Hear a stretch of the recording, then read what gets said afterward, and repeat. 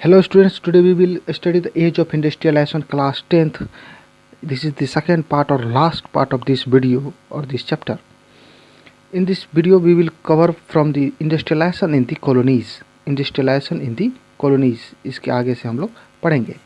The age of Indian textile, जब यहाँ पर कॉलोनी इंडिया कॉलोनी नहीं बनी थी, इंग्लिश का ब्रिटिश का पूरा यहाँ पर इन्फ्लुएंस नहीं हुआ था, उससे पहले भी यहाँ प्रोडक्शन हुआ करता था. तो वो प्रोडक्शन कैसे हुआ करती थी और किस तरह की थी तो हम लोग देखते हैं. फाइनर quality of silk and cotton goods from India dominated the international market. और इंटरनेशनल मार्केट में उस समय इंडिया में अच्छी अच्छी क्वालिटी की सिल्क और कॉटन के गुड्स बना करते थे, जो इंटरनेशनल मार्केट में जिनका काफ़ी ज़्यादा दबदबा था, पावर था. Armenian and Persian merchants to good from Punjab to Afghanistan to the eastern Persia and central Asia. और अर्मेनिया से, पर्सिया से मर्चेंट्स यहाँ पर आते थे और गुड्स लेकर, सामान लेकर पंजाब, अफगानिस्तान होते हुए ईस्टर्न पर्सिया या सेंट्रल एशिया जाते थे. Bales of fine textile were carried on camelback through northwest frontier, mountain passes and deserts. तो माउंटेन पास से होकर डेजर्ट्स के थ्रू, और हमारा जो वेस्ट फ्रंटियर है यानी पंजाब, अफ़गानिस्तान, पाकिस्तान वाला साइड, तो उस उधर से ही अच्छी अच्छी क्वालिटी के टेक्सटाइल को कैमल के ऊपर में लाद कर और फिर लेकर जाया जाता था. इसके अलावा सी ट्रेड भी हुआ करती थी, सी के थ्रू भी. Sea trade was also operated through main pre colonial ports at Surat connected to Gulf and Red Sea ports. Surat जो कि गुजरात में है, तो वहाँ से गल्फ यानी जो भी गल्फ कंट्रीज़ है, सऊदी अरबिया वगैरह, और रेड सी पोर्ट्स, यहाँ से गुड्स का एक्सचेंज हुआ करता था, बिजनेस हुआ करती थी. Masulipatnam on Coromandel coast. Coromandel coast पे तमिलनाडु के तरफ मसूलीपट्टम है, और हुगली जो कि बंगाल में है, वहाँ से साउथ ईस्ट एशियन पोर्ट्स के थ्रू कनेक्टेड था और चीज़ों का, गुड्स का एक्सपोर्ट हुआ करता था, एक्सचेंज हुआ करता था, ट्रेड हुआ करता था. South east Asian ports means Philippines के, सिंगापुर के, मलेशिया के, ये सारे साउथ ईस्ट एशिया में आते हैं. तो इन कंट्रीज़ के पोर्ट्स के थ्रू हमारा कौन सा पार्ट्स जुड़ा हुआ था इंडिया का, तो मसूलीपट्टम कोरोमंडल वाला और हुगली जो कि बंगाल में है. Indian network of trade and export. Indian network क्या था ट्रेड और एक्सपोर्ट का, उसे हम लोग देखते हैं. ब्रिटिश के इन्फ्लुएंस से पहले, ब्रिटिश का पावर आने से पहले, many Indians merchants and bankers well involve in trade and export network. बहुत सारे इंडियन मर्चेंट्स थे, बैंकर्स थे, जो ट्रेड और एक्सपोर्ट नेटवर्क में जुड़े हुए थे. Some were supply merchants and some export merchants. और उसमें से कुछ सप्लाई मर्चेंट्स थे और कुछ एक्सपोर्ट मर्चेंट थे. They financed production, carry goods and supply to the exporters. और ये लोग जो थे, ये क्या करते थे, तो फाइनेंस्ड करते थे, प्रोडक्शन में पैसा लगाते थे, कैपिटल.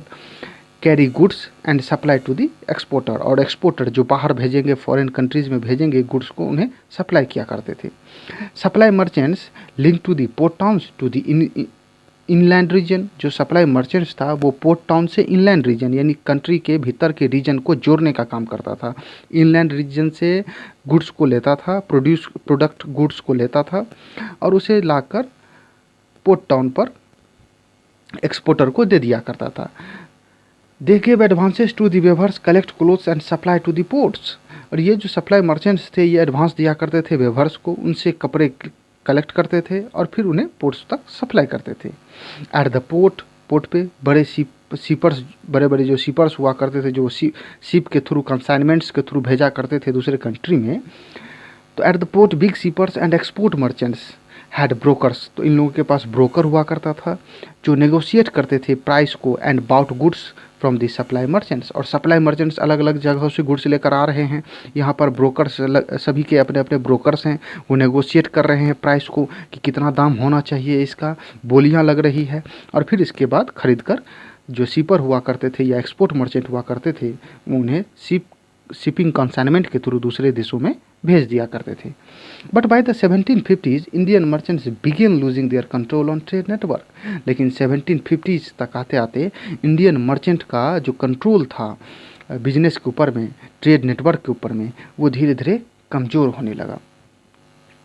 क्यों होने लगा?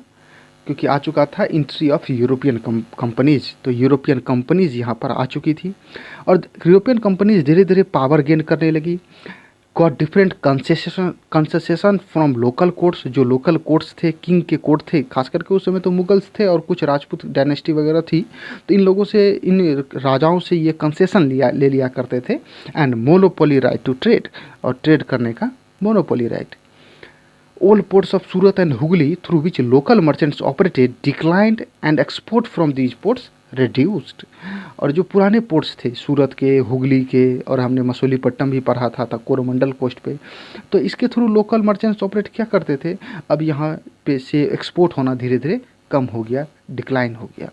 अब इसके जगह पर यूरोपियन कंपनीज ने नए नए अपने पोर्ट्स बनाने शुरू कर दिए, डेवलप करने शुरू कर दिए, और ये नए पोर्ट्स थे जैसे कि बॉम्बे और कलकत्ता।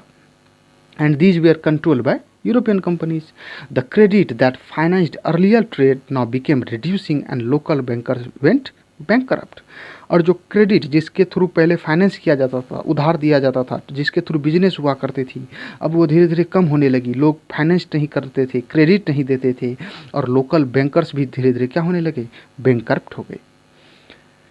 जैसे कि कुछ एग्जाम्पल है कि कैसे बैंकरप्ट हो गए, कैसे डिक्लाइन हो गया एक्सपोर्ट। तो gross value of trade through Surat had been ₹16 million in last year of 17th century, यानी 17th सेंचुरी का लास्ट ईयर 1699 यही हुआ।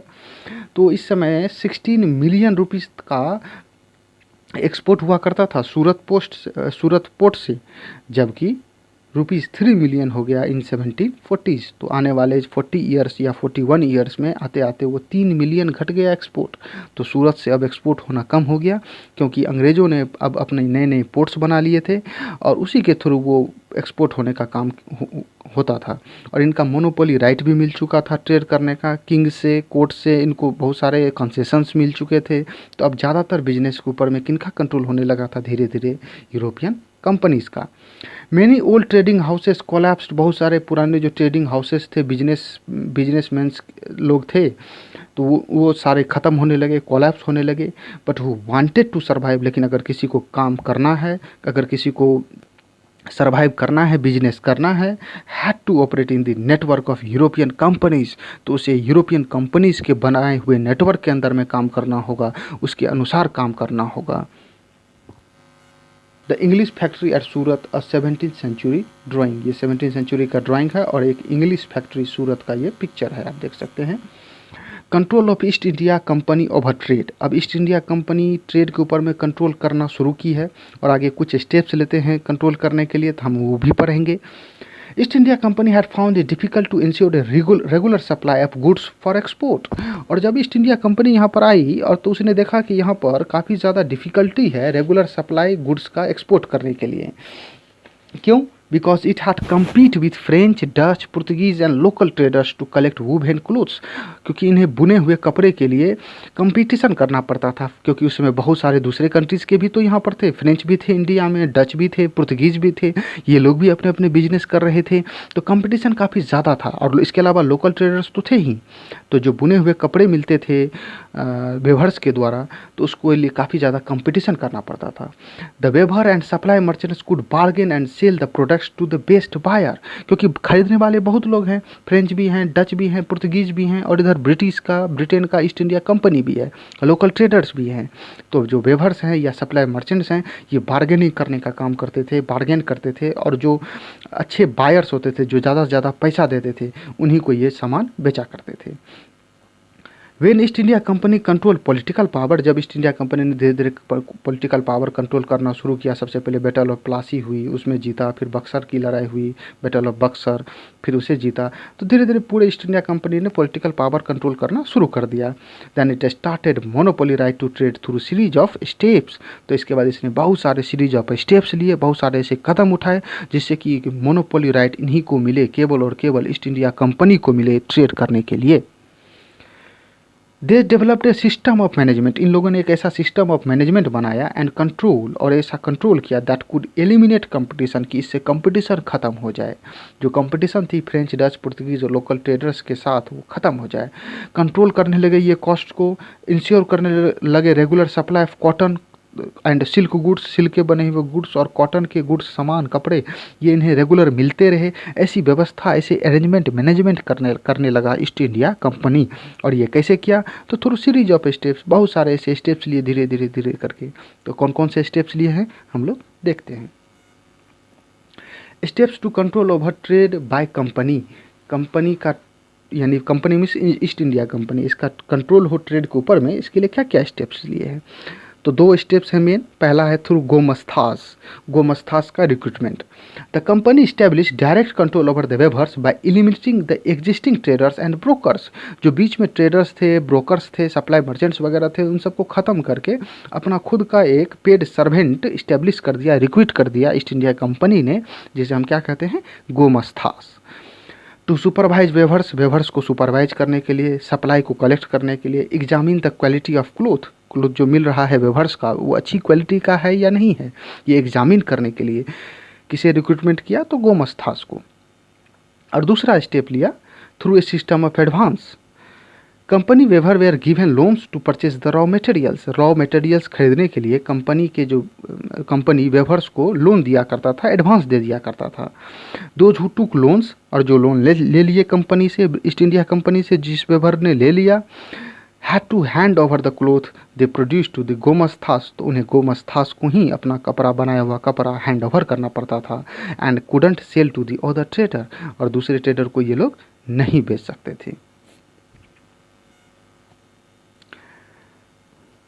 तो शुरुआत में जो लोन्स ये लोग लिया करते थे वेवर्स लोग, तो ये ईगरली लोन लेना शुरू कर दिए इस आशा में कि हमें ज़्यादा से ज़्यादा कमाई होगी, क्योंकि बहुत सारे जो वेवर्स थे उनके पास छोटे छोटे प्लॉट्स थे, तो उनसे उनका कल्टीवेशन पूरे फैमिली के लिए लाइवलीहुड नहीं चल पाता था, तो उनको भी ठीक इसी तरह से अल्टरनेटिव सोर्स ऑफ इनकम की ज़रूरत थी। तो इन लोगों ने मजबूरी में ऐसा काम करना शुरू किया, और शुरुआत में इन लोगों के साथ ज़्यादा परेशानियां नहीं हुई, लेकिन आगे चलकर तो जब गोमास्थास अपनी तरीके से जब मोनोपोली करने लगे तो काफ़ी ज़्यादा दिक्कतें आने लगी। शुरुआत में ये लोग सोचे थे, इन वेवर्स ने ऐसा सोचा कि हमें ये घर में ही काम मिल जाएगा, हम घर में ही प्रोडक्शन करेंगे, लोन भी मिल जाएगा, पैसा भी मिल जाएगा रॉ मटेरियल्स के लिए, और सभी फैमिली मेम्बर मिलकर, चाहे वुमेन हो, चिल्ड्रेन हो, सभी मिलकर अलग अलग स्टेज ऑफ प्रोडक्शन में लगेंगे और प्रोडक्शन करेंगे कंपनी के लिए। लेकिन आगे चलकर कुछ कन्फ्लिक्ट्स आने लगी, conflicts between weavers and gomasthas. Earlier supply merchant, जो पहले जो सप्लाई मर्चेंट्स हुआ करते थे, had lived within weaving villages and had a close relationship with the weavers. तो उनका वेवर्स के साथ एक क्लोज रिलेशनशिप हुआ करता था, क्योंकि वो उसी गांव के हुआ करते थे या आसपास के गांव के हुआ करते थे, तो वो वेवर्स की ज़रूरतों का ध्यान रखते थे। जब कभी टाइम ऑफ क्राइसिस आ जाया करता था तो वो उनकी मदद भी किया करते थे। लेकिन ये जो न्यू गोमस्थास आया है, ये तो बाहरी थे, ये तो कहीं और से रिक्रूट करके इनको लाया गया था, and they had no social link with the village. तो इनका कोई सोशल लिंक नहीं था गांव के साथ। ये रूड थे and March two the villages, और विलेज जाया करते थे, मार्च करते थे विथ सिपॉयज, सिपॉयज के साथ। सिपॉयज किनको कहा जाता है? तो जो ब्रिटिश इसको प्रोनाउंस करते थे सिपाही को सिपॉयज। और सिपाही किन के लिए कहा जाता है? तो इंडियन सोल्जर जो ब्रिटिश में सर्विस करते थे, जॉब करते थे, उन्हें सिपाही कहा जाता है। और ब्रिटिशर्स इसे प्रोनाउंस करते थे, इसका उच्चारण करते थे सिपॉय।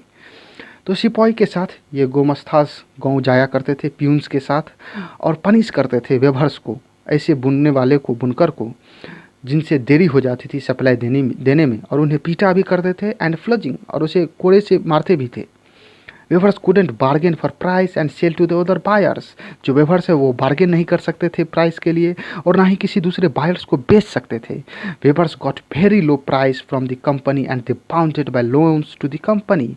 और जो वेवर्स थे उन्हें बहुत ही लो प्राइस मिला करता था कंपनी से, and they bounded by loans to the company, और कंपनी से इन्होंने लोन लिया हुआ है, एडवांस लिया हुआ है, तो ये इसमें बंधे हुए थे। इन कर्नाटक एंड बंगाल रीजन, कर्नाटक वाला रीजन और बंगाल रीजन में weavers migrated and setup looms in other villages. परेशानी इतनी ज़्यादा दिक्कतें आने लगी थी, वेवर्स को तंग आ चुके थे, तो वो इन दोनों रीजन्स में खास करके माइग्रेट कर गए, अपने गांव को छोड़ दिया और दूसरे गांव में जाकर अपना लूम इस्टेब्लिश करने लगे, लूम लगाने लगे। इन मेनी रीजन, दूसरे रीजन्स में वेवर्स एंड विलेज ट्रेडर्स रिवॉल्टेड, बहुत जगह तो रिवॉल्ट कर दिया। अपोस्ट कंपनी को अपोज करने लगे। बिगेन रिफ्यूजिंग लोन्स, लोन लेने से रिफ्यूज़ करने लगे, वो चुकाने से रिफ्यूज़ करने लगे। क्लोजिंग डाउन देयर वर्कशॉप्स, अपना वर्कशॉप उन लोगों ने बंद कर दिया। And return to the agriculture labour, और मजबूरी में आकर बहुत सारे वेवर्स ने कपड़ा बनाने का काम, बुनने का काम छोड़कर वापस एग्रीकल्चर लेबर के रूप में काम करना शुरू कर दिए मजबूरी में। मैनचेस्टर कम्स टू इंडिया, ये बहुत ही इंपॉर्टेंट टॉपिक है इस चैप्टर का। तो हम लोग देखते हैं मैनचेस्टर एक जगह है इंग्लैंड में, और वहाँ फैक्ट्रियाँ खुली थी टेक्सटाइल की, खास करके कॉटन की। तो वही मैनचेस्टर के बने हुए कपड़े भारत में कैसे आता है, मैनचेस्टर गुड्स इंडिया में कैसे आता है, और फिर किस तरह से वो पूरे मार्केट में फ्लडेड कर जाता है, छा जाता है, तो हम लोग पढ़ते हैं। इन 1772 में हेनरी पेटुलो, ये एक कंपनी ऑफिशियल था, ब्रिटिश कंपनी, इसने कहा था कि इंडियन टेक्सटाइल की डिमांड कभी कम नहीं हो सकती जब तक कि कोई दूसरा देश इतनी ही अच्छी क्वालिटी का टेक्सटाइल प्रोड्यूस ना करे। तो इनका मानना था कि इंडिया की जो टेक्सटाइल है ये बहुत ही अच्छी क्वालिटी की है, और होती भी थी, बहुत अच्छी क्वालिटी की कपड़ा हुआ करता था। लेकिन at the beginning of 19th century textile export from India decline, लेकिन 19th सेंचुरी की शुरुआत में, 19th सेंचुरी मीन्स 1800 के आसपास, उसके शुरुआत में इंडियन टेक्सटाइल का एक्सपोर्ट यानी दूसरे देश में भेजा जाना ये कम हो गया। इन 1811-12 में क्लोथ पीस गुड्स यानी कपड़े, बने हुए कपड़े goods was 33% of India's export, total India के एक्सपोर्ट का 33% था। बट बाय 1850-51, लेकिन 50-51 में यानी लगभग 40 सालों में आते आते ये घटकर 3% एक्सपोर्ट हो गया, यानी बाहर अब 3% से ही कम कपड़े जाने लगे दूसरे देशों में। तो ऐसा क्यों हो गया, कैसे हो गया, हम लोग समझते हैं। Industrial groups in Britain worried about imports from other countries, जो इंडस्ट्रियल ग्रुप्स थे ब्रिटेन में, जो ब्रिटेन में अलग अलग फैक्ट्री के मालिक वगैरह थे, तो ये लोग काफ़ी ज़्यादा चिंतित थे, क्योंकि इनके कंट्रीज में यानी ब्रिटेन में दूसरे देशों से इंपोर्ट होकर कपड़ा आता था, क्लोथ आता था। तो इन लोगों ने प्रेशराइज किया वहाँ की गवर्नमेंट को, वहाँ के किंग को, कि वो इम्पोर्ट ड्यूटी लगाए, यानी अगर कोई दूसरे देशों से कपड़ा मंगाता है ब्रिटेन में तो उसके ऊपर में टैक्स लगाए, ताकि इम्पोर्ट घटे, ब्रिटेन में ज़्यादा दूसरे देशों के कपड़े ना आए, अपने ही देश के कपड़े बिके। They pressurised the government to impose import duties on cotton textile so that Manchester goods could sell in Britain easily. Industrialists also persuaded the East India Company को भी राजी किया, मनाया टू सेल ब्रिटिश गुड्स, की British के बने हुए goods को आप बेचिए कहाँ, तो इंडियन मार्केट में। At the end of 18th century there were no import of cotton piece goods in India. 18th century के लास्ट में there were no import of cotton piece goods in India, but by 1850, लेकिन 1850 तक आते आते it became over 31% and 1870s it was over 50%। तो सोचिए कि 18th century के एंड में, यानी लगभग 1790 के आसपास, 99 के आसपास, कोई इंपोर्ट नहीं होता था कॉटन पीस गुड्स का भारत में कोई कपड़ा नहीं आता था बाहर से। लेकिन 1850s में 31% इंडिया में इंपोर्ट होने लगा कॉटन पीस गुड्स, और ये 1870 तक आते थे। मात्र 20 सालों में ही ये 50% से ज़्यादा हो गया, 50% से ज़्यादा कपड़े बाहर से आने लगे इंपोर्ट होकर। मैनचेस्टर वर्सेस इंडियन टेक्सटाइल और वेवर, तो मैनचेस्टर के कपड़े, मैनचेस्टर में बने हुए कपड़े, और इंडियन टेक्सटाइल, भारत में बने हुए कपड़े या यहाँ के वेवर्स के द्वारा बनाए गए कपड़े। तो इन दोनों के बीच में कितनी क्या कंपटीशन थी, और इसमें हमारा इंडियन टेक्सटाइल या वेवर कहाँ तक था, किस हद तक था, तो हम लोग देखते हैं। Cotton weavers in India face to problem, जो कॉटन वेवर्स इंडिया में थे उनको 2 तरह की दिक्कतें को सामना करना पड़ रहा था इंडियन टेक्सटाइल को। पहला, मैनचेस्टर चीप्स गुड, मैनचेस्टर के बने हुए मशीन मेड सस्ते कपड़े। एक्सपोर्ट मार्केट कोलैप्स्ड हो गया, लोकल मार्केट कम होने लगे and flooded with Manchester goods import, और पूरा मार्केट भर गया मैनचेस्टर के बने हुए कपड़ों से। मैनचेस्टर से आए हुए सारे के सारे कपड़े इंडिया के मार्केट में बिकने लगे। Manchester goods were machine made goods and cheap, सस्ते थे, so Indian weavers couldn't compete with them, इसलिए इंडियन वेवर्स उनसे कम्पीट नहीं कर सकते थे। इनका तो हाथ से बनाया हुआ कपड़ा था और ये काफ़ी महंगे हुआ करते थे। तो जहाँ सस्ते आ गए हैं तो सस्ते खरीदेंगे लोग, और वैसे भी लोग को चाहे भारत के हों या कहीं के भी, खास करके भारत के तो ज़रूर सस्ता ज़्यादा खोजता है। तो दूसरा है insufficient supply of raw cotton का इनसफिशियंट सप्लाई, इनको सप्लाई नहीं मिल पा रहा था वेवर्स को। By 1860s, weavers couldn't get sufficient supply of raw cotton of finer quality, अच्छी क्वालिटी का रॉ कॉटन का सप्लाई 1860s के आसपास वेवर्स को नहीं मिलता था, नहीं मिल पा रहा था। ड्यूरिंग दिस पीरियड क्यों नहीं मिल पा रहा था? तो क्योंकि इसी समय में अमेरिकन सिविल वार 4 सालों तक हुई थी, 1861 से लेकर 1605 तक। अब्राहम लिंकन उस समय प्रेसिडेंट थे, तो वो जब अमेरिका को एक करने का प्रयास कर रहे थे, तो उसी समय ये लड़ाइयाँ चल रही थी। तो during the period of American civil war broke out and raw cotton supply from US cut off. तो यूएस से जो रॉ कॉटन लेने का काम ब्रिटेन क्या करता था, तब उसे मिलना बंद हो गया, क्योंकि वहाँ civil war, American civil war चल रही थी। So Britain had to move to India. तो इसलिए ब्रिटेन को अब रॉ कॉटन चाहिए कपड़ा बनाने के लिए, मैनचेस्टर या दूसरे सिटीज़ में, इंग्लैंड ब्रिटेन के दूसरे शहरों में, तो उन्हें तो रॉ कॉटन चाहिए। तो अमेरिका से मिलना बंद हो गया। So they move to the India, तो वो इंडिया की ओर मूव हो गए। Raw cotton export from India increased, so the price in India also increased. अब भारत में जो रॉ कॉटन के जो एक्सपोर्ट हुआ करते थे वो बढ़ गई, अब वो ब्रिटेन जाने लगा ज़्यादा से ज़्यादा। तो यहाँ पर जो कॉटन थी अच्छी क्वालिटी की, वो मिलनी कम हो गई। अब मिलनी कम हो गई तो फिर वेवर्स के लिए उन्हें ज़्यादा दामों पर खरीदना पड़ता था। सो the price in India also increased. Indian weavers couldn't get supplies of raw cotton and forced to buy at exorbitant price। जो इंडियन वेवर्स थे उन्हें सप्लाई रॉ कॉटन का नहीं मिल पा रहा था और उनको मजबूर होना पड़ता था मनमाने दामों पर रॉ कॉटन को खरीदने के लिए। Now new factories in India began production, flooding market with machine goods at cheaper price, so weavers couldn't compete। अब नई फैक्ट्रियां इंडिया में भी शुरू हो चुकी थी धीरे धीरे खुलने। हम लोग आगे पढ़ेंगे कि 1854 में ही पहली फैक्ट्री खुली थी और दो सालों के बाद उनका प्रोडक्शन भी शुरू हो चुका था। तो new factories in India began production, flooding market. अब मार्केट में भारत में बने हुए कपड़े भी अब बिकने शुरू हो चुके थे, मशीन के से बने हुए, फैक्ट्री से बने हुए कपड़े चीपर प्राइस पे, सस्ते दामों पे। So weavers couldn't compete। तो वीवर्स अब भारत के में जो फैक्ट्री थी उससे भी कम्पीट नहीं कर सकते थे। तो अब जो यहाँ वेवर्स थे उनको कई सारी प्रॉब्लम्स आ गई। पहले तो एक तो सस्ते मैनचेस्टर के बने हुए कपड़े से, फिर रॉ कॉटन का सप्लाई कम हो गया। अब रॉ कॉटन की दाम काफ़ी ज़्यादा बढ़ गई है, तो मनमाने दामों पे खरीदना पड़ रहा है। और एक तीसरी समस्या भी आ गई कि भारत में भी अब फैक्ट्रियों में प्रोडक्शन शुरू हो चुका था और ये सस्ते कपड़े भारत के बने हुए भारत में ही बिकने लगे थे। तो इतनी ज़्यादा कंपटीशन में वेवर्स टिक नहीं पाए। ये आप देख सकते हैं Bombay harbour, a late 18th century drawing. ये एक लेट 18th सेंचुरी का ड्राइंग है। Bombay and Calcutta grew as trading ports from the 1780s। This mark the decline of old trading order and growth of colonial economy. ये colonial economy को दिखाता है कि कितनी ज़्यादा ग्रोथ हुई है। Factories come up in India. Bharat में फैक्ट्रियाँ कब खुलनी शुरू हुई? फर्स्ट कॉटन मिल है वो मुंबई में खुला था 1854 में, but production started 2 years later. लेकिन 2 साल के बाद इसका प्रोडक्शन शुरू हुआ। पहला कॉटन मिल बॉम्बे में, आप चाहें तो सिलेबस में नहीं है लेकिन याद रखने के लिए, एक्स्ट्रा नॉलेज के लिए, पहला जो कॉटन मिल है बॉम्बे में वो खोलने का काम किया था कवासजी नाना भॉय डावर ने। ये उन्होंने खोला था 1854 में और इसके 2 साल के बाद इसमें प्रोडक्शन शुरू हो गई। 1864 में 4 mills were at work with 94,000 spindles and 22,150 looms। तो 2,150 looms थे, looms जिसमें जो मशीन जिसमें कपड़ों को बनाया जाता है, एंड 94,000 स्पिंडल्स थे। 1864 में 4 मिल काम शुरू कर चुकी थी। फर्स्ट जूट मिल बंगाल में खुला था 1855 में, एकलैंड मिल रिश्रा हुगली नदी के किनारे, एंड अनोदर मिल इन 1862। और दूसरा जो जूट मिल है वो 1862 में खुला था। तो पहला जूट मिल बंगाल में कब खुला? 1855 में, और दूसरा 1862 में। एल्गिन मिल इन कानपुर कॉटन के लिए है। एल्गिन मिल इन कानपुर इन दी 1860s में शुरू हुई, एंड फर्स्ट कॉटन मिल इन अहमदाबाद इन 1861।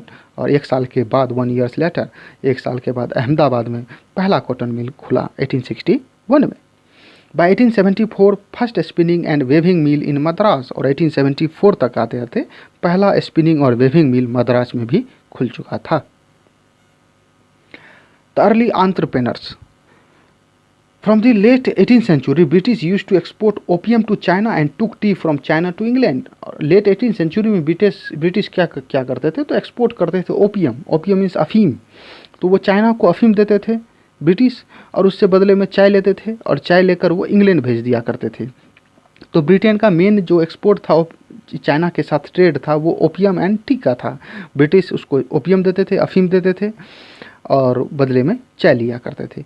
और इस ट्रेड में बहुत सारे जूनियर प्लेयर्स के रूप में इंडियंस काम किया करते थे। जूनियर प्लेयर्स मीन्स छोटे छोटे स्टेजेज में ये लोग जैसे कि फाइनेंस करते थे या सप्लाई प्रोक्यूर करते थे या शिपिंग कंसाइनमेंट का ये लोग टेंडर लेते थे गुड्स को शिप के थ्रू भेजने का। तो छोटे छोटे जो है सो जूनियर प्लेयर्स के रूप में कुछ इंडियंस इस बिजनेस नेटवर्क में चाइना के साथ ट्रेड में लगे हुए थे। तो इन लोगों ने ये जो इंडियन जूनियर प्लेयर्स थे, इन लोगों ने अपना इनिशियल वेल्थ चाइना के साथ ट्रेड करके ही कमाया। खास करके ब्रिटिश ट्रेड करते थे तो ये इसके साथ जुड़े हुए थे और अपना इनिशियल वेल्थ यहीं से इन लोगों ने जमा किया। In Bengal, Dwarkanath Tagore set up 6 joint stock companies in the 1830s and 1840s। Bengal में इसी तरह के एक एंटरप्रेन्योर निकल कर आए जिन्होंने 6 ज्वाइंट स्टॉक कंपनियां इन्होंने सेटअप की 1830s से लेकर 1840s के बीच में। बट हिज इंटरप्राइज कोलैप्स, लेकिन इनका इंटरप्राइज डूब गया, इनकी ये बिजनेस डूब गई, ख़त्म हो गई। विद अदर, दूसरों के साथ भी कुछ दूसरे लोग भी जो शुरू किए थे इस समय में उनकी भी ख़त्म हो गई। क्यों? क्योंकि इकोनॉमिक क्राइसिस आ गया था 1840s में। तो इन लोगों ने अपना इनिशियल वेल्थ कहाँ से जमा किया था? तो चाइना के साथ ट्रेड करके ही मोस्टली। इन बम्बई में Parsi businessman like Dinshaw Petit and Jamsetji Nusserwan ji Tata group का, इन लोगों ने ह्यूज इंडस्ट्रियल एम्पायर भारत में खड़ा किया बाय गेनिंग इनिशियल वेल्थ। अपना शुरुआती पैसा कहाँ से कमा कर? The from export to China and raw cotton shipments to England. तो थोड़ा पैसा इन्होंने चाइना के साथ एक्सपोर्ट करके कमाया और रॉ कॉटन को इंग्लैंड भेजकर इन्होंने कुछ पैसा अपना जमा किया और उससे अपनी ह्यूज इंडस्ट्रियल एम्पायर यहाँ पर भारत में खड़ी की। ये मारवाड़ी बिजनेसमैन सेठ हुकुमचंद, मारवाड़ी बिजनेसमैन थे, सेठ हुकुमचंद नाम है। Set up the first Indian jute mill in Calcutta में फर्स्ट इंडियन के द्वारा सेटअप किया गया जूट मिल इन्होंने सेटअप किया कलकत्ता में। तो इन्होंने भी अपनी इनिशियल वेल्थ चाइना के साथ ट्रेड करके ही कमाई थी। GD Birla, Ghanshyam Das Birla and his grandfather and father, और इनके फादर और ग्रैंडफादर, इनके ग्रैंडफादर का नाम था शिव नारायण दास बिरला और इनके फादर का नाम था बलदेव दास बिरला और इनका नाम खुद का नाम है घनश्याम दास बिरला। तो घनश्याम दास बिरला और उनके फादर या ग्रैंडफादर लोग, इन लोगों ने भी इनिशियल वेल्थ चाइना के साथ ही ट्रेड करके किया था और इन्होंने भी इंडिया में बहुत सारी इंडस्ट्रीज सेटअप की। कुछ मर्चेंट्स, इसके अलावा भी कुछ मर्चेंट्स थे फ्रॉम मद्रास के जो ट्रेड करने का काम क्या करते थे बर्मा के साथ ये बर्मा यानी म्यांमार, आज का म्यांमार के साथ, and others with middle east and east Africa, middle east के कंट्रीज़ के साथ और ईस्ट अफ्रीका के ईस्ट वाले पार्ट्स के साथ ट्रेड करने का काम कुछ दूसरे मर्चेंट्स भी किया करते थे। इसके अलावा भी कुछ दूसरे कमर्शियल ग्रुप थे लेकिन वो डायरेक्टली इन्वॉल्व नहीं थे इस एक्सटर्नल ट्रेड में। ये कुछ ऐसे थे जो एक जगह से दूसरे जगह गुड्स को ले जाने का काम क्या करते थे, छोटे छोटे काम, कुछ मनी का ट्रांसफ़र करने का काम क्या करते थे, फंड ट्रांसफ़र करते थे एक शहर से दूसरे शहर, एक जगह से दूसरे जगह गुड्स ले जाने का काम क्या करते थे। तो इसके अलावा कुछ छोटे छोटे भी बिजनेसमैन्स थे, इन लोगों से भी काफ़ी ज़्यादा छोटे छोटे, और उन लोगों को भी जब अवसर मिला when they got opportunities of investment in industries, they opened their industries and set up factories.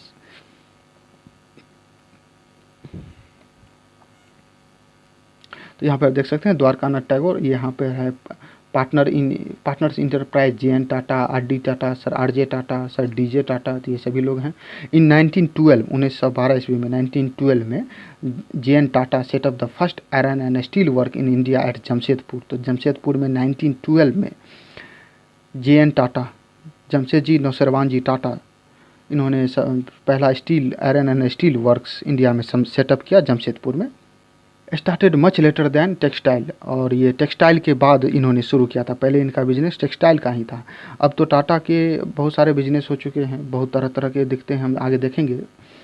In colonial India industrial machinery, railways and locomotives were mostly imported. और जब अंग्रेज का यहाँ पे रूल था कॉलोनियल इंडिया में तो इंडस्ट्रियल मशीन, रेलवे, लोकोमोटिव्स ये मोस्टली खरीदे जाते थे, इंपोर्ट किए जाते थे दूसरे देशों से। So capital goods industries could not really develop in any significant way till independence. इसलिए जो कैपिटल गुड्स इंडस्ट्रीज थी जिसमें ज़्यादा से ज़्यादा कैपिटल लगती थी, जैसे कि आयरन एंड स्टील वर्क में तो ज़्यादा चाहिए कैपिटल क्योंकि ज़्यादा से ज़्यादा मशीन चाहिए इसमें, तो ये इंडिपेंडेंस के बाद ही ज़्यादा से ज़्यादा डेवलप हो पाया जब तक कॉलोनियल पीरियड रहा ज़्यादा डेवलप नहीं हुआ, लेकिन इन्होंने सेटअप करने का काम तो किया था 1912 में आयरन एंड स्टील टिस्को के नाम से, Tata iron and steel company. और जमशेदजी टाटा ने ही 1902 ईस्वी में 1902 में ताज होटल, ये भी ताज ग्रुप इन्होंने खोला था। ताज होटल बॉम्बे में बहुत फेमस है, और भी बहुत सारे स्टेट्स में ताज के हैं होटल मौजूद हैं। तो आप देख सकते हैं यह टाटा का, आज टाटा के देखिए कितने सारे इसके सब्सिडरीज हैं और कितने सारे बिजनेसेस हैं। आईटी में भी है, टाटा स्टील में भी है, ऑटोमोटिव में भी है, जगुआर के साथ मिलकर लैंड रोवर बनाती है ब्रिटेन में, और इसके बाद कंज्यूमर रिटेल्स में भी है, टाइटन की घड़ियाँ भी बनाता है। इसके बाद इंफ्रास्ट्रक्चर में है, टाटा पावर है, फाइनेंशियल सर्विसेज में भी है, इसके बाद टूरिज्म में भी है, ताज होटल, टाटा का होटल्स, एयरलाइंस में विस्तारा, एयर एशिया, टेलीकॉम में भी है टाटा कम्युनिकेशंस, टाटा स्काई, तो बहुत सारे हैं टाटा के। यहाँ आप देख सकते हैं बिरला का ये सारे इतने सारे प्रोडक्ट्स बनाते हैं। आइडिया का सिम भी बिरला का है, UltraTech cement, Grasim, Van Heusen, Allen Solly, Peter England, ये सारे बिरला सन लाइफ इंश्योरेंस आज बिरला का। और भी बिरला का हेड है Kumar Mangalam Birla. Colonial control over Indian trade, Indian merchants को बेयर कर दिया गया, अलग कर दिया गया फ्रॉम ट्रेडिंग विथ यूरोप की, यूरोप के साथ आप ट्रेड नहीं कर सकते। इन मैन्युफैक्चर गुड्स, कुछ मैन्युफैक्चर किए हुए गुड्स का आप ट्रेड नहीं कर सकते, जैसे कि कॉटन के बने हुए क्लोथ्स, कपड़े या सिल्क के बने हुए कपड़े, तो कुछ भी मैन्युफैक्चर गुड्स हैं आप यूरोप के साथ ट्रेड नहीं कर सकते। वो ट्रेड करेंगे तो केवल और केवल ब्रिटिश। हाँ, आप ट्रेड करना है, अगर आपको कुछ भेजना ही है, एक्सपोर्ट करना ही है ब्रिटिश के साथ या ब्रिटेन के साथ या यूरोपियन कंट्रीज़ के साथ, तो केवल और केवल रॉ मटेरियल्स और फूड ग्रेन्स, जैसे कि raw cotton, opium, wheat, indigo, इन सभी चीज़ों की ज़रूरत ब्रिटिश को थी, तो यही आप केवल एक्सपोर्ट कर सकते हैं ब्रिटेन के साथ, ब्रिटेन को भेज सकते हैं। इसके अलावा मैन्युफैक्चर्ड गुड्स, कुछ बनाए हुए चीज़, गुड्स, सामान आप नहीं भेज सकते हैं। They were gradually barred from shipping business, और धीरे धीरे इन लोगों को शिपिंग बिजनेस से भी अलग कर दिया गया है इंडियन मर्चेंट्स को। Till first world war European managing agencies control a large sector of Indian industry. First world वार तक यूरोपियन मैनेजिंग एजेंसीज थी कुछ, जो मैनेज करने का काम, बिजनेस को मैनेज करने का काम, सेटअप करने का काम क्या करते थे, और एक large sector of Indian industries को कंट्रोल करने का काम ये यूरोपियन मैनेजिंग एजेंसीज किया करती थी। इसमें से बहुत सारी थी, इसमें से तीन जो सबसे बड़ी है, एक का नाम है Bird Heilgers and company, Andrew Yule, और थर्ड का नाम है जार्डिन स्किनर एंड कंपनी। ये तीनों कंपनियां क्या करती थी, तो Indian financier provided capital Indian financier देगी, while these agencies made all investment, जबकि ये सारे एजेंसीज जो है ये इन्वेस्टमेंट करेंगे, बिजनेस के डिसीजन लेंगे, जॉइंट स्टॉक कंपनियां सेटअप करेंगे। तो ये सारा मैनेज करने का काम मैनेजिंग एजेंसी किया करती थी, जिसमें तीन नाम मेन है, एक है बर्ड हेगलर्स एंड कंपनी, दूसरा है Andrew Yule, and third is Jardine Skinner and company. European merchant industrialist had their own chamber of commerce, उनका खुद का अपना चैम्बर ऑफ कॉमर्स था, बिजनेसमैन का एसोसिएशन था उनका खुद का अपना, और उसमें कोई इंडियन बिजनेसमैन को अलाउड नहीं किया जा सकता था, नहीं किया जाता था। वर्कर्स इन इंडियन फैक्ट्रीज, इन 1901 तक देर वेयर 5,84,000 वर्कर्स, लेकिन 1946 तक आते आते इनकी नंबर्स इंक्रीज होकर कहाँ तक पहुँच गई, तो 24,36,000, लगभग 4 टाइम्स इंक्रीज कर गई। वर्कर्स के from district around the industrial region, जहाँ भी इंडस्ट्रियल रीजन था उसके आसपास के डिस्ट्रिक्ट से ही वर्कर्स आते थे। बहुत ज़्यादा दूर, उतना ज़्यादा तो उस समय ट्रांसपोर्टेशन सिस्टम था नहीं कि इतनी दूर दूर से लोग आएंगे जॉब करने के लिए वर्कर्स के रूप में, तो आसपास के ही डिस्ट्रिक्ट से आते थे। इन 1911 इन बॉम्बे कॉटन मिल में लगभग 50% वर्कर वो नेबरिंग डिस्ट्रिक्ट रत्नागिरी, ये रत्नागिरी डिस्ट्रिक्ट है महाराष्ट्र में, तो यहाँ से आते थे। इन कानपुर मिल के जो ज़्यादातर वर्कर्स थे वो कानपुर के विलेजेस, कानपुर डिस्ट्रिक्ट में जो विलेज थी, गांव थी, उससे आया करते थे। वर्कर्स फ्रॉम यूनाइटेड प्रोविनेंसेस, आज जो हम यूपी वाला पार्ट्स देखते हैं, United Provinces went work in textile mills of Bombay and jute mills of Calcutta, तो यहाँ के लोग कलकत्ता और बॉम्बे जाया करते थे जूट मिल्स में काम करने के लिए। Often mill workers move to the villages from town during harvest and festivals, तो ये लोग वहाँ पे काम करते थे, और जब हार्वेस्ट का सीज़न आता था, गांव में फसलों को काटने का सीज़न आता था या कोई फेस्टिवल्स आती थी, तो ये लोग फिर तैयार होकर अपने गांव वापस चले जाते थे। फिर जब फेस्टिवल और या फिर हार्वेस्ट सीज़न ख़त्म हो गई तो फिर से काम करने के लिए ये लोग वापस आ जाते थे मिल में। यहाँ देख सकते हैं यंग वर्कर्स ऑफ ए बॉम्बे मिल है, अर्ली 20वीं सेंचुरी का ये पिक्चर है। और ये वर्कर्स अपने गांव जा रहे हैं, तो एकदम तैयार होकर ड्रेसिंग अप होकर गांव जाने की तैयारी कर रहे हैं। Spinners at work in Ahmedabad mill, Ahmedabad के मिल में ये स्पिनर्स हैं। और women worked mostly in the spinning department, ज़्यादातर स्पिनिंग डिपार्टमेंट में काम क्या करती थी वोमेन्स। जॉबर्स, उस समय इतने ज़्यादा वर्कर्स माइग्रेट होकर आ रहे थे फैक्ट्रीज़ में काम करने के लिए, और फैक्ट्रीज भी उतनी ज़्यादा तो थी नहीं, वर्कर्स काफ़ी ज़्यादा आ रहे थे, तो जॉब सीकर्स की संख्या काफ़ी ज़्यादा थी। जितनी जॉब अवेलेबल नहीं थी उससे ज़्यादा जॉब सीकर्स थे, तो जॉब पाना काफ़ी ज़्यादा डिफ़िकल्ट था। जॉबर्स को एम्प्लॉय किया जाता था, इंडस्ट्रियलिस्ट के द्वारा रिक्रूट किया जाता था न्यू जॉब सीकर्स को रिक्रूट करने के लिए। तो जॉबर्स को एम्प्लॉयड किया जाता था इंडस्ट्रियलिस्ट लोगों के द्वारा। ये जॉबर्स हैं, ये एचआर हुआ एक तरह का, जो रिक्रूट करेगा किसको, तो जॉब सीकर को, जिन्हें नौकरी चाहिए, जो वर्कर हैं उनको अपॉइंटमेंट देने का काम ये जॉबर्स किया करते थे। और इन जॉबर्स को कौन रिक्रूट करता था, इन जॉबर्स को कौन एम्प्लॉयड करता था, तो इंडस्ट्रियलिस्ट। ये जॉबर्स होते कौन थे, तो जनरली प्रायः ये जॉबर कोई ओल्ड या ट्रस्टेड वर्कर ही हुआ करते थे उस इंडस्ट्री का, जो पुराने हैं और विश्वसनीय हैं, इन्हें ही जॉबर बनाया जाता था। और ये रिक्रूटमेंट करने का काम, भर्ती करने का काम करते थे। He got people from his village, ये अपने गांव से या आसपास के गांव से लोगों को लाते थे, उन्हें जॉब देते थे और उन्हें सिटी में शहर में सेटल होने में मदद करते थे। And provide them money in time of crisis, और क्राइसिस के टाइम में उनको मनी देने का काम करते थे।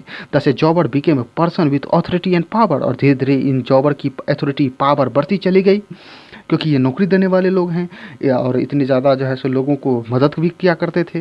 बाद में चलकर ये jobbers demanding money and gifts for favour and controlling the lives of worker, और आगे चलकर ये जॉबर्स डिमांड करने लगे गिफ्ट्स, फेवर, पैसा वगैरह कुछ मांगने लगे, और आगे चलकर वर्कर्स के लाइव्स को भी कंट्रोल करने लगे, क्योंकि ये जॉब दिलाने वाले हैं, इतना ज़्यादा पावरफुल हैं, ऑथोरिटी है इनके पास कि नौकरी इन्हीं के भरोसे मिल सकती है। आप यहाँ पर एक हेड जॉबर का देख सकते हैं, इनके कपड़े, इनके पहनावे से आप समझ सकते हैं कि इनके पास कितना पावर होगा। और जबकि ये एक ओल्ड या ट्रस्टेड वर्कर है पहले का, ये भी पहले एक वर्कर ही था, काफ़ी दिन काम किया, ट्रस्टेड हो गया, तो जॉबर बन गया। Impact of first world war on Indian industries के ऊपर में फर्स्ट वर्ल्ड वार का क्या इम्पैक्ट पड़ा। British mills became busy with war production to meet armies need, army की ज़रूरतों के लिए ब्रिटेन फर्स्ट वर्ल्ड वार में था, तो उसे आर्मी की ज़रूरत को पूरा करने के लिए जो ब्रिटिश के मिल्स थे वो पूरा एकदम बिजी हो गए प्रोडक्शन में। Manchester import to India declined, अब मैनचेस्टर से आने वाले कपड़े भारत में वो कम होने लगे, क्योंकि मैनचेस्टर अपने देश के आर्मीज़ के लिए बनाने लगा चीज़ें। Now Indian mills had vast home market to supply, अब इंडियन मिल्स के पास जो है सो एक अच्छा मार्केट था, खुला मार्केट था कुछ दिनों के लिए सप्लाई को प्रोक्यूर करने के लिए। Indian factories were called upon to supply war needs such as jute bags, army uniforms, tents, leather boots, horse and mule saddles and other items. Indian factories को भी ये कहा गया कि वो भी जो आर्मीज़ की ज़रूरतें हैं उनको पूरा करने के लिए प्रोडक्शन शुरू करे। तो किस तरह के प्रोडक्शन, जूट बैग्स बनाने का, आर्मी की यूनिफॉर्म बनाने का, टेंट, लेदर बूट्स बनाने का, हॉर्स या मुल्स के ऊपर में जो जीन होता है, सैडल उसको कहते हैं, लेदर का बना होता है, तो ये या कुछ दूसरे items. So new factories set and old ones ran multiple shifts, अब इसलिए नई नई फैक्ट्रियाँ खुलने लगी, क्योंकि प्रोडक्शन बढ़ गया फर्स्ट वर्ल्ड वार के कारण। जो पुरानी फैक्ट्रियाँ थी वो मल्टीपल शिफ्ट में चलने लगी। Many workers were employed and industrial production boomed, बहुत सारे वर्कर्स एम्प्लॉयड किए गए और इंडस्ट्रियल प्रोडक्शन बूम कर गया, काफ़ी तेज़ी से बढ़ा। Impact of first world war on British industries के ऊपर में फर्स्ट वर्ल्ड वार का क्या इम्पैक्ट पड़ा। आफ्टर द वार के बाद मैनचेस्टर कभी भी अपना वो पोजीशन हासिल नहीं कर पाया जो पहले इसका पोजीशन था इंडियन मार्केट में फर्स्ट वर्ल्ड वार से पहले। British factories couldn't modernise and compete with the US, Germany and Japan, US, Germany और जापान के साथ ये कम्पीट नहीं कर पाया, ब्रिटिश फैक्ट्रीज नहीं कर सकते थे, मॉडर्नाइज नहीं कर पाया ये अपनी फैक्ट्रियों को, अपने मशीनरी को, दस इट्स इकोनॉमी डिक्लाइन, और इसलिए इनका इकोनॉमी डिक्लाइन हो गया। कॉटन प्रोडक्शन कोलैप्स्ड, खत्म हो गया, and export of cotton cloth fail, और दूसरे देशों में जो भेजा करते थे ब्रिटेन से कपड़े वो भी क्या हो गए, फेल हो गए, कम हो गए। इन कॉलोनीज में जैसे कि इंडिया वगैरह में, local industrialist substituted foreign manufacturers and capture the home market. अब यहाँ पे मैनचेस्टर के या ब्रिटेन के आए हुए कपड़े यहाँ पर कम बिकने लगे हैं, आ नहीं रहे हैं, तो फिर यहाँ पर जो लोकल इंडस्ट्रियलिस्ट थे उन लोगों ने पूरे मार्केट को कैप्चर करने का धीरे धीरे कोशिश किया। तो हमारे इंडियन लोकल इंडस्ट्रियलिस्ट के लिए ये एक अच्छा अवसर रहा first world war. Small scale industries in India में स्मॉल स्केल इंडस्ट्रीज।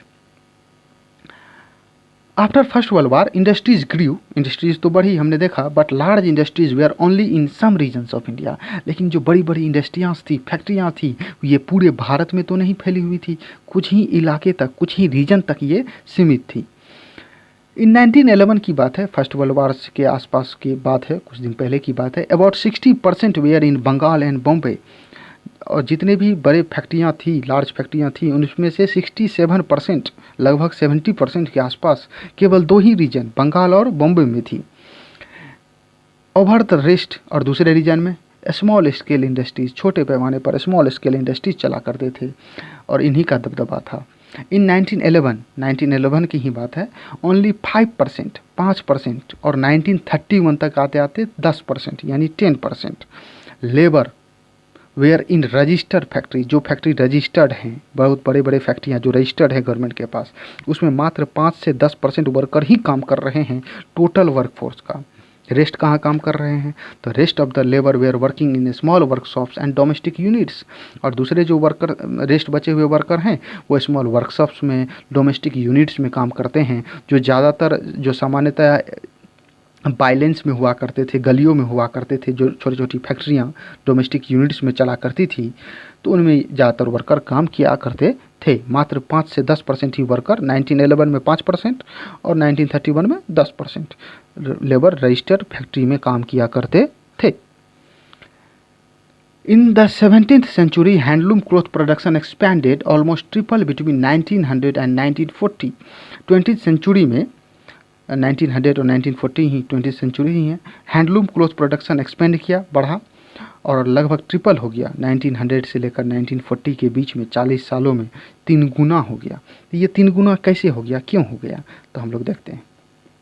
यहाँ पिक्चर देख सकते हैं आप, बॉम्बे और बंगाल में, यहाँ पर देखिए बॉम्बे और बंगाल में ही 67% 1911 तक हम लोगों ने पढ़ा है। ज़्यादातर बड़े बड़े लार्ज फैक्ट्रीज़ का 67% इन्हीं 2 रीजन्स में था।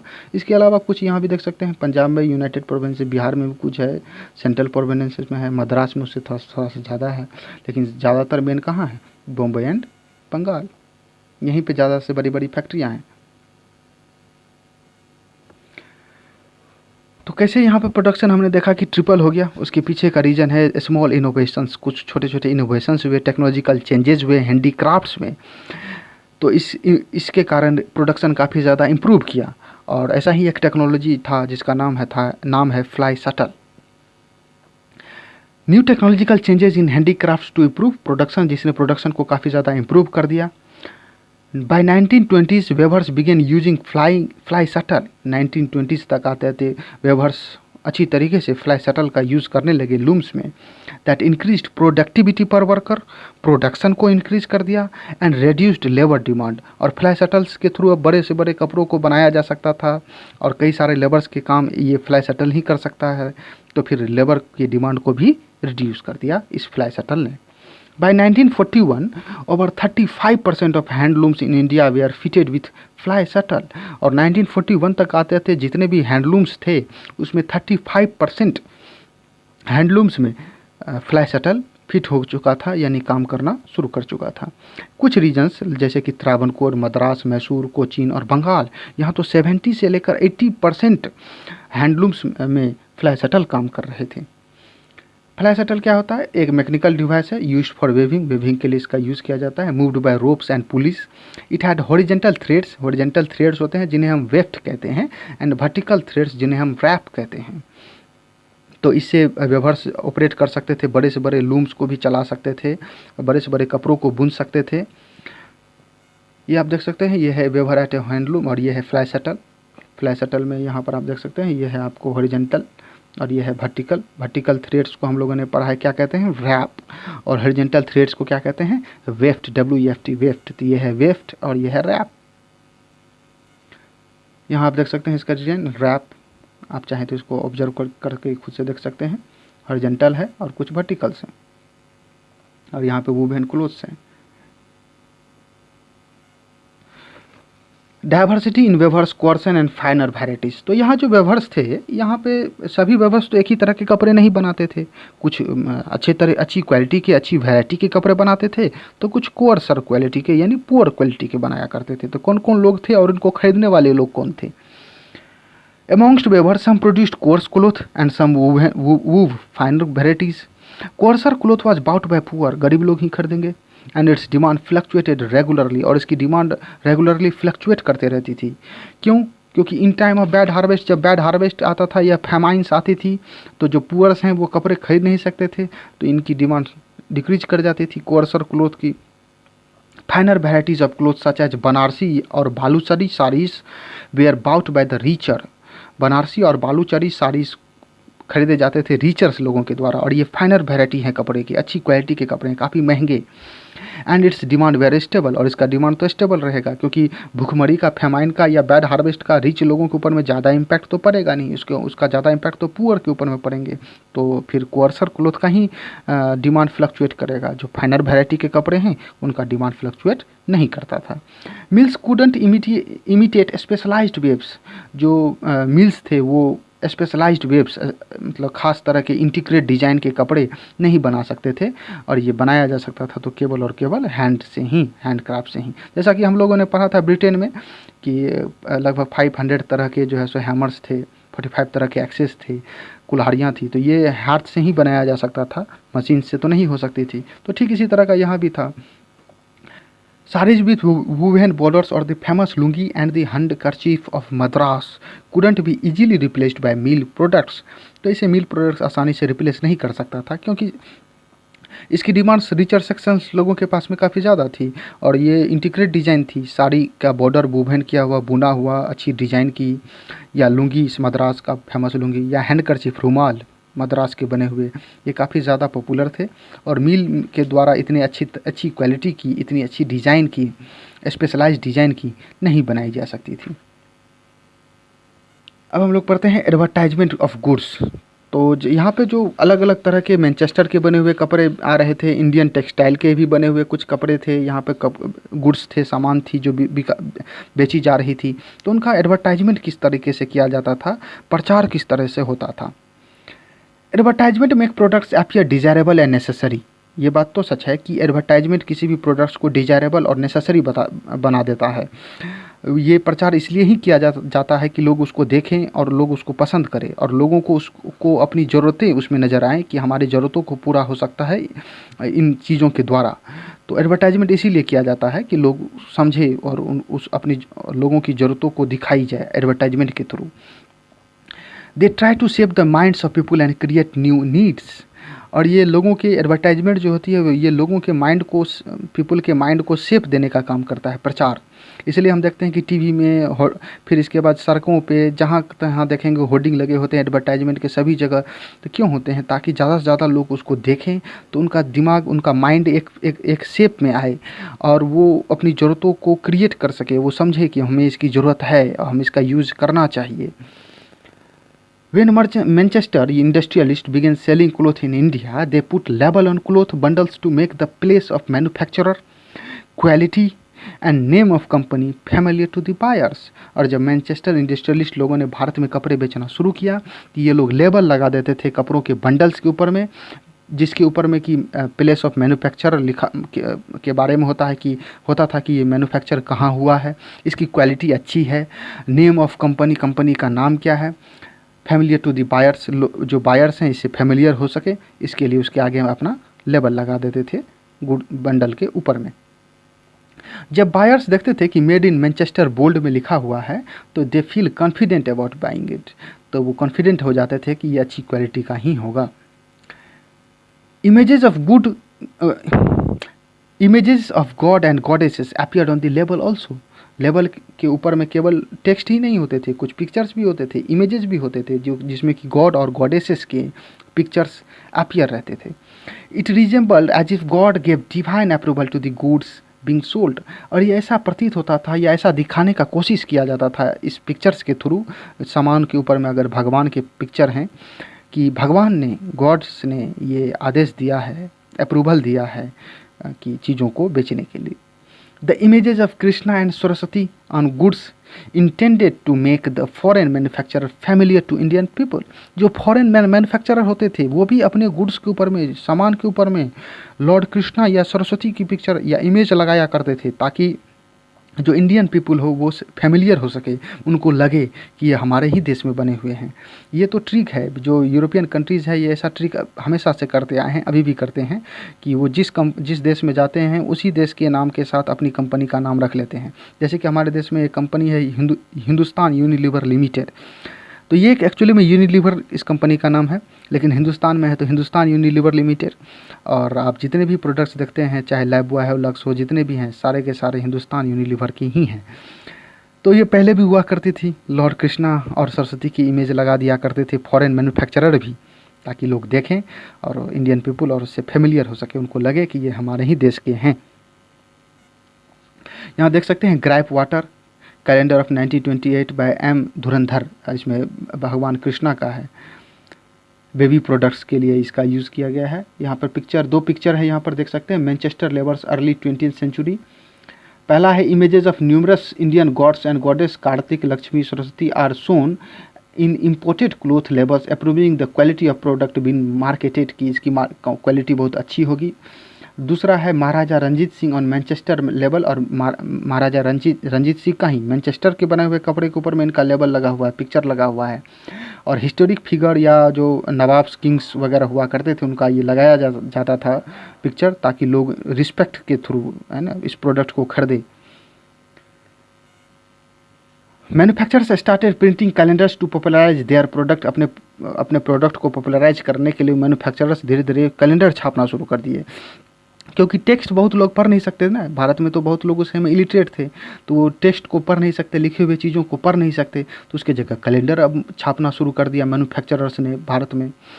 दे were hung in tea shops. अब कैलेंडर टी शॉप्स में, गरीब लोगों के घरों में, कुछ ऑफिसेज में, और इवन मिडिल क्लास अपार्टमेंट्स में भी अब ये कैलेंडर टंगे हुए रहते थे। बार बार लोग इस कैलेंडर को देखते रहते थे और इसके ऊपर में छपे हुए प्रचार को, बार बार एडवर्टाइजमेंट को देखते रहते थे। तो इसके कारण उनका माइंड शेप करता था, एक शेप लेता था कि हमें भी ये चीज़ खरीदनी चाहिए।